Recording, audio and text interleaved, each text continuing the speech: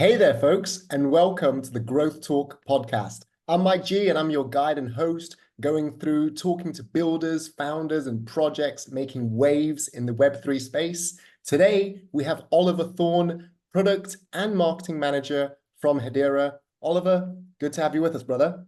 Thank you so much for having me. Really excited to be on. And yeah, really great intro. Thank you so much.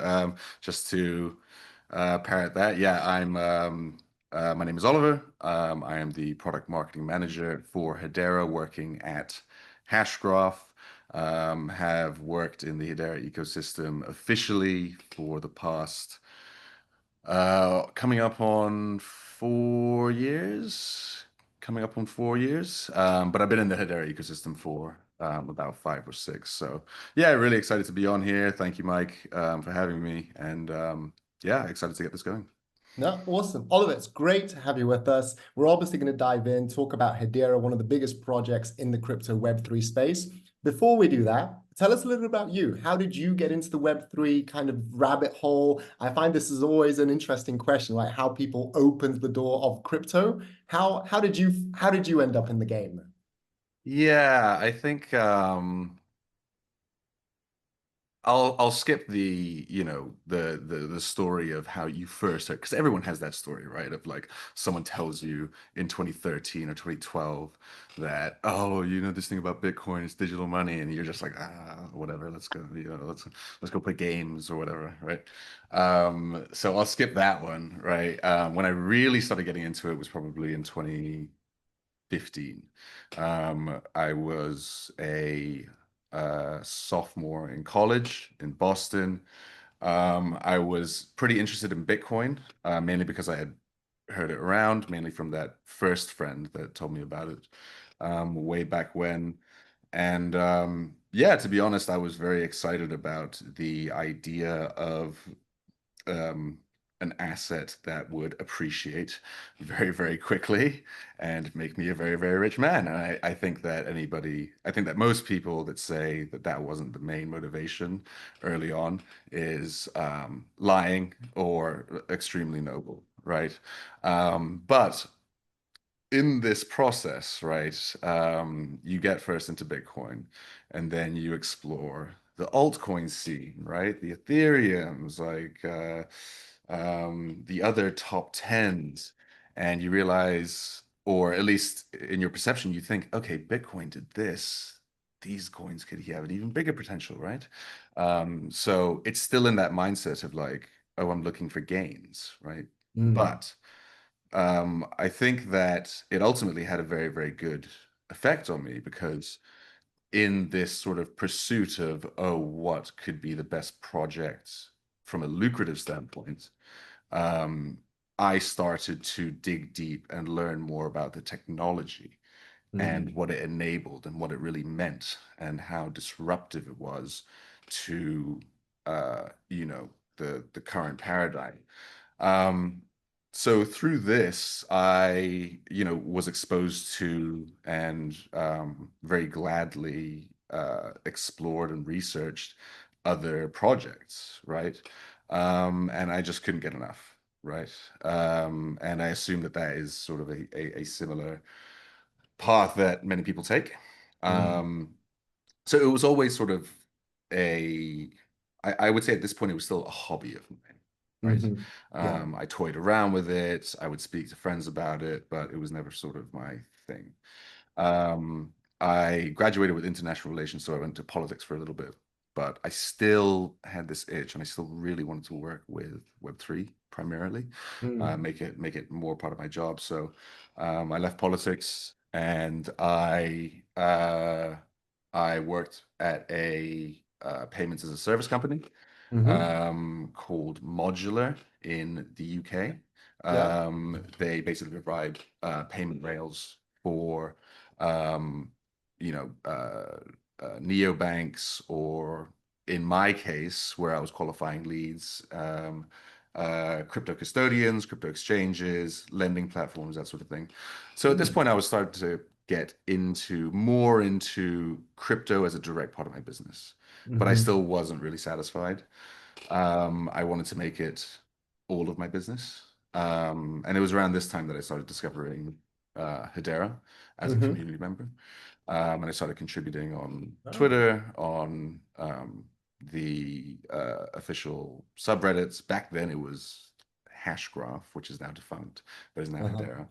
Um, and I took the maybe rash decision of quitting, and I left, and I just put everything that I had into crypto.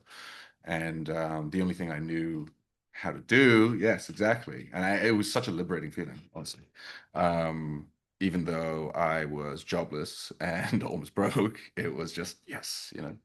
Um, but yeah, after that, so I did computer science as a minor in college. So I knew how to code. And so the first thing that I thought would be a good entry is like, okay, um, I should start coding. I should start working with explorers, that sort of thing. Mm. Mm. Um, that is another little funny story, and it's actually one of the things that I built up with my portfolio when I started looking directly for crypto projects to work for. So Gosh. um, I was, I guess they call it nowadays in the trenches. Before it was called in the trenches, right? So I bought 120 billion Shiba Inu the day it launched Ooh. for 100 quid. For 100 quid. And I sold it later that day for 200 quid. That's a good, that's 100% profit. That's a good day's work, right? However, we all know what happened with Shiba Inu. And I would calculate it in my head. I would do these calculations on the computer. It's like if I sold it at the peak, Those are the uh, worst. Those are the I, worst calculations. exactly. It's the worst calculations, right? It's hard to get past that. And it's like I realized that I would have made, something, it was something like 11 or 12 million dollars, right? If I had held it. But would I have held it? No, probably not. Anyway, this kept eating me up, so I made an app that you put in any Ethereum wallet address, BSC wallet address, or Avalanche address because they're all Mhm. EVM equivalent. And it basically looks at your wallet, it looks at all of your transactions, it looks at the prices of the tokens at each time, and it says if you had stopped trading here, you would be this rich. But instead you're this rich. Um, and for me, it was cathartic. But when I put it out to the people, people hated it because nobody wants to be told I could have been this rich, right? Mhm. But I just use it as like a sort of demonstrative, um, piece of my portfolio. Anyway, during this time, I was applying, nonstop to crypto companies, and eventually Hedera, which I had always been very interested in, and I thought was a very disruptive technology. They said they were looking for a social media manager, Mm. and I was very active on the subreddits. I was very active on Twitter, so I went for it. And there's other little strenuous details, but I got the job. I got the job as a social media manager where I worked until 2023, and then I moved into um, product marketing. Um, so I rambled on a little bit there, but No, no, no. that That's that amazing. is That's how amazing, I man. that's how I ended up here. Yeah, no, that's amazing how you kind of had your initial dabble. Like you said, it's funny when I run these interviews with people because it's always like, this guy told me about Bitcoin, right? And then Everyone, people get everyone, into everyone it. has that. Yeah. But what's interesting is that you kind of got into your position now at Hedera, initially starting, I didn't know that, but initially starting off as a community member in the project, right? And getting to know, building it, getting plugged in. I mean, listen, everybody knows a lot about, we all know the name Hedera in Web3 and in crypto, Mhm. but tell us a little bit about Hedera in terms of the chain, in terms of the ecosystem, perhaps any updates on your side that you're able to share. Give us a little bit of alpha in terms of what Hedera is doing and why it's different. Yeah, sure, absolutely. So, I mean, the first time I heard about Hedera, and a lot of people don't know this. I guess actually, I think a lot of people would know this, is that Hedera, when it first started, did things very, very differently. And that is sort of what drew me to it. They had this governing council. Each of the council let's go back again. Let's go back a bit. Yeah, Hedera is a layer one public ledger, or you could say blockchain. Technically, we are not a blockchain. We are a DAG, Mhm. directed acyclic graph. But for all intents and purposes, you can call us a blockchain. We do everything a blockchain does. We just do it a lot faster, a lot more securely, and a lot more efficiently, a lot more sustainably, right? So we are owned and governed by some of the largest companies in the world. So you're talking about the LG, Shinhan Bank, Mm. Standard Bank, largest bank in Africa, Google, IBM. You've got these massive players all across Mm. region, all across industry that have an equal governance vote in how the Mhm. network is run, and they also have an equal consensus vote in how the network comes to consensus. So I think I first discovered Hedera on a Reddit post that was talking about how this is not crypto. Mm.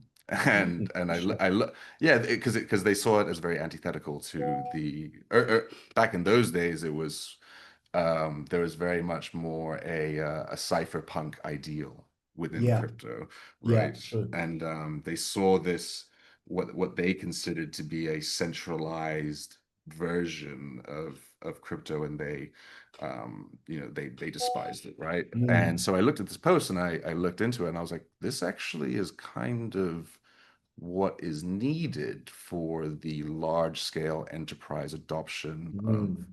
of um, Hedera, of Web3, sorry, in that, okay, so you have this transparent governance. You have this transparent governance where most of the chains have, opaque governance run Hmm. by anonymous whales, Yeah, people you don't know. yeah. The governance is recorded and uploaded online for anyone to see.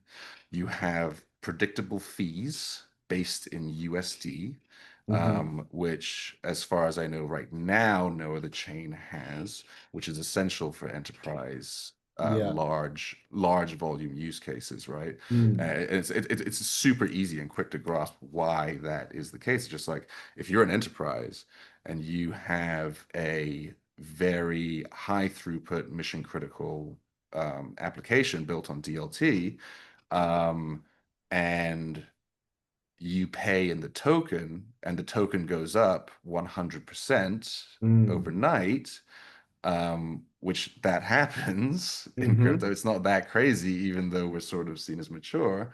That means your costs of running that application just went up overnight, Yeah, 100%. 2x, right? Yeah, That just doesn't make sense yeah. for enterprise users, right? So what Hedera does is that we take the price of H bar, we look at the price that it's trading at on the market, and we use an oracle to basically ensure that no matter what interaction you have on the network is denominated in USD and never Hmm. changes. So H bar could Amazing. be $10, $100.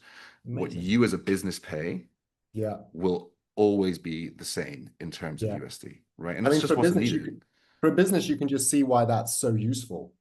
Yeah, exactly. Like any other chain, this is a scenario that absolutely happens. It's a business has a business proposition, a they have a solution that they want to build on DLT, right? Mm. And they say, how much is it going to cost me in 1 year, 2 years, 4 years, right? Like what are the Yeah, projections? On yeah. any other chain besides Hedera, it's oh well, it depends on the price of the token, it depends on the Mm. congestion. On Hedera, we could say, yeah, based on your projected network activity, it'll cost this, this, this. That's it. Yeah, That's it. It's yeah, very simple. yeah.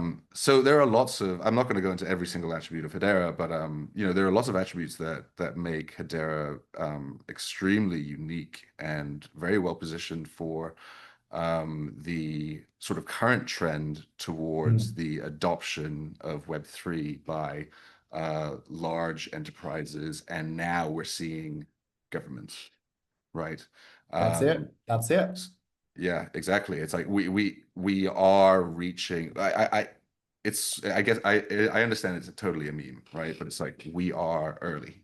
We are definitely early. Um, Hmm. once these technologies are on a very large scale implemented into the operational processes of large industry and governments, that's when it's adopted. When people on the street are using Web3 and have no idea what Web3 is and couldn't even begin to explain to you what Web3 is, that is when it has been truly adopted. And those are the kind of solutions that we are working towards, not exclusively, but those are the things that I'm sort of interested in. Yeah. I would listen, Oliver. I 100% agree with you. Right? It was funny. I was on an AMA last week, and we were talking about mass adoption. Right? It's like the concept that everybody's talking about. Right? How do we bring in mass adoption? Right? Mhm. And it's exactly what you're saying. I think it's when people are using the Web3 technology without realizing that it's Web3, because actually the everyday real person on the street, they don't care whether it's Web3, Web2, Web, whatever it is, right? They just want whatever it is that they're trying to do to be benefited, to be faster, to be better, to be cheaper, to be enhanced in some way, shape, or form, right? Mhm. I mean, listen, are you able to give us maybe a few little updates in terms of Hedera? Maybe something that people might not know has happened in the last few months. I know you guys have been building the product a lot. I know you've been obviously traveling around the world, etc. What's Hedera been up to underneath the hood? Yeah, absolutely. So as I said, that if you ask anyone within Hedera, they're going to have sort of different answers on like, okay, what is the thing? Like, what is the Mm, what is the thing that we're working on, right? And it's like we are working on so many things. We have a lot of great people working on a lot of great teams working in these different verticals. For me, I would point first to Aberdeen, and I'll try to.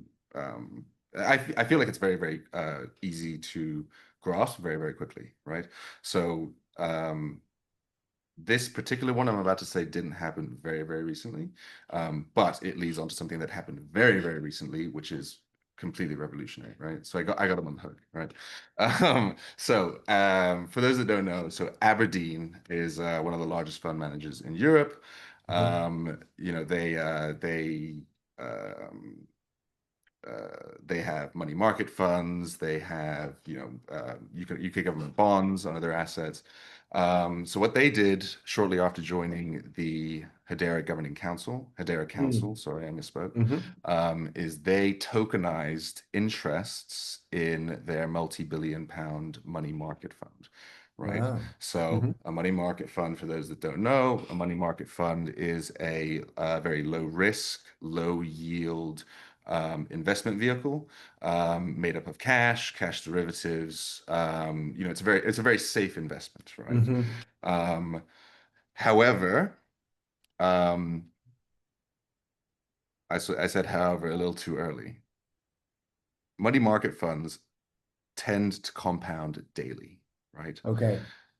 They also tend to pay out either monthly or quarterly. Yes.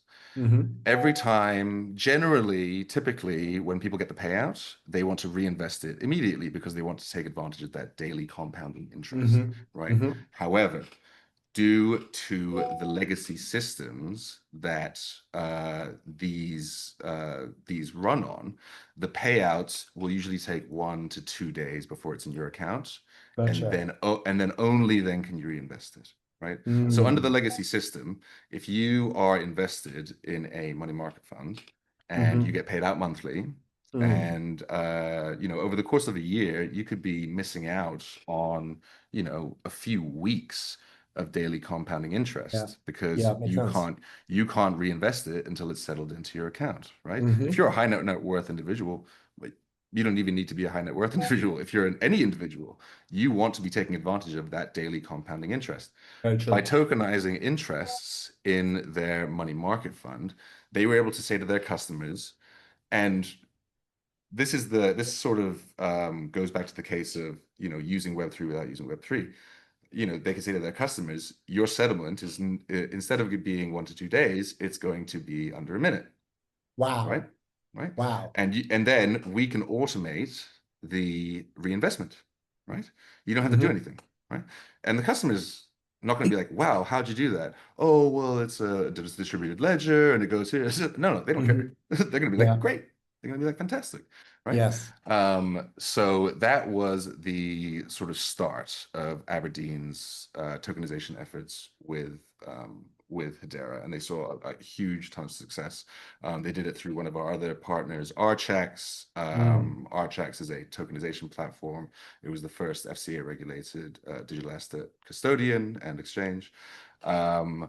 So they have after that, they saw the success of the tokenization of Aberdeen's money market fund. They have since tokenized money market funds from Fidelity, State Street, Mm. BlackRock, LGIM.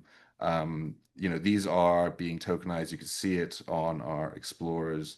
Um, and so we're really seeing a trend of these, money market funds from very, very established asset managers be taking advantage of the benefits that Web3 can give to these traditional assets, right? So Yeah. part two of that, and this only happened in the past few weeks, right? Mm. And Lloyd's actually put out a press release on their website that you can look up. So um, at the start, it's going to sound a little boring, but I will explain. So, in a world first, Lloyd's and Aberdeen, they conducted foreign exchange using collateral that was made up of tokenized money market funds from Aberdeen and Mm-hmm. tokenized U.S. gilts, Mm-hmm. UK gilts, UK Okay. government bonds, right? Mm-hmm. So, whenever someone does a large amount of foreign exchange, collateral needs to be placed. However, there are lots of limitations with purchasing this collateral and then adjusting this collateral based on market movements, right? So Yeah. by having this collateral, which is a very, very key part of this understated market, um, every day, $5.4 trillion is traded through the UK in foreign exchange and interest rate derivatives. It sounds bonkers. When I first read it, I thought it was fake, right? Mm. And that accounts for half. So this market is a $10 trillion market daily. Massive. It's massive. Yeah, exactly. It's massive. And this market is a market that has reached this volume within the constraints that are not possible without tokenization, right? So Mm. by having collateral that's tokenized, you can enable unprecedented operational efficiencies. You Mm. can automate the collateral adjustments. You can have round the clock access to Mm-hmm. buying the collateral. You don't have to wait for market open, market close, right? You can have smart contract integrations that automatically liquidates, that automatically adjusts, Mm. and ultimately, um, what tokenized collateral allows you to do is that you minimize counterparty risk, Mm-hmm. where in the legacy system, these delayed settlement times, Yeah. they're high. And so if something like a margin call happens, you know, resolving these collateral disputes, very, very slow, very, very Mm-hmm. difficult, right? So this was a world first from between Lloyd's and Aberdeen. Um, and obviously, this isn't something that you could like plug into your MetaMask and like go and participate in yourself, right? But these are massive institutional Mm. players in True. traditional finance, and it really goes to show that these large institutions, they're not just starting to explore. I think this is a misconception, right?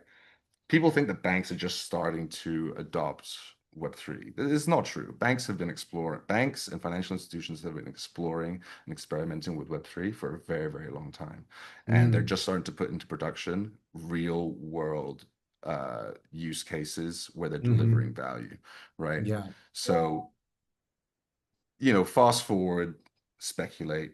Um, what both, if you're doing a foreign exchange between two currencies, and the collateral is tokenized, what if the currencies are also tokenized, right? Not only do you have the collateral, which is, highly accessible, can be automatically adjusted, you also have currencies that can settle automatically. Whereas today, Oh, in foreign exchange, you still have this archaic system of T plus one, T plus two. yeah, And yeah, not many people know what these terms mean, right? It's T plus one, T plus two, T plus three. And that means that, you make a trade, but the money isn't real or usable for yeah. 1, 2, or 3 days. People that are younger, people that have been in Web3, that's sort of Wow. bizarre, It's right? crazy. It's It's bizarre, crazy. when you have these sub-second finality fees where everyone can agree that this money moved here, right? So T1, T2, T3 with Web3 technologies, it's going to go by the wayside. It's not going to Yeah, exist anymore, yeah, right? And then once you can have a tokenized currency with tokenized collateral, you turn a foreign exchange operation between two banks from a 3-day process to a sub-second process, right? mm, And when you're talking about a $10 trillion market daily, right? That is subject to these 3-day delays. And yeah, you can't put out specific numbers, but think about how much more potential there is when you're yeah, not constrained by settlement delays, when you're not constrained by market open and close, right? yeah.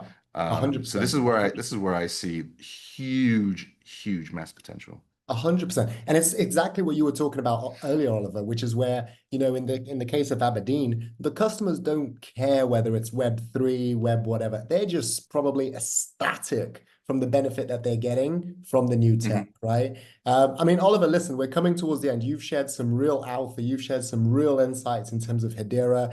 I know Hedera is obviously building. You guys are growing. You've been in the space for a while as well. You've probably seen many builders, projects coming onto the Hedera ecosystem as well.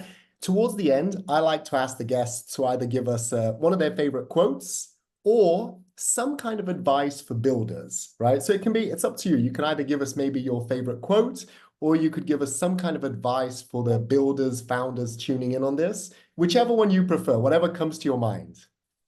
Ooh, okay. Can I give a couple? You can give a couple. I guess the first one, which is more sort of retail focused, um, and it's something that I always struggled with early on is uh, time in the market always beats timing in the market. Mm-hmm. Um, and the rich man is rich because he could have been richer. The rich man is rich because he could have been richer. Very good. And Exactly. time You in the you always market. yeah. You always wait for up, up, up, up, up. And then someone sells and you're like, oh, you shouldn't have sold. It went up. Well, I sold, I made money, right? And that's the way it is.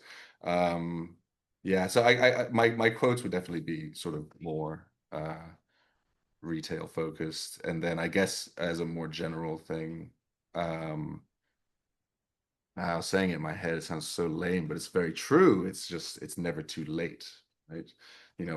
I'm just entered my 30s. I have a lot of friends that are, they feel like they're getting old, right? And they feel like, oh, I've wasted, and it's just like it's too late for anything to happen. We're And it's just just getting it, started. We're just getting started. Exactly. It's simply not true. Like we have so much ahead of us, and as contradictory as it may feel at times, we are so young and we have so much ahead of us. And it is never too late to explore something that you're interested in. It's never too late to, you know, completely change what you're doing. It might be scary, but I think that's part of the journey. It's part of the journey of life. Oliver, that's beautiful. That's beautiful. You've been very inspiring. You shared some real alpha. Folks, I hope you've enjoyed listening to the podcast. This has been Oliver, Product and Marketing Manager from Hedera. I'm Mike G, and I look forward to seeing you on the next show. Cheers. Bye for now. Thanks a lot, guys.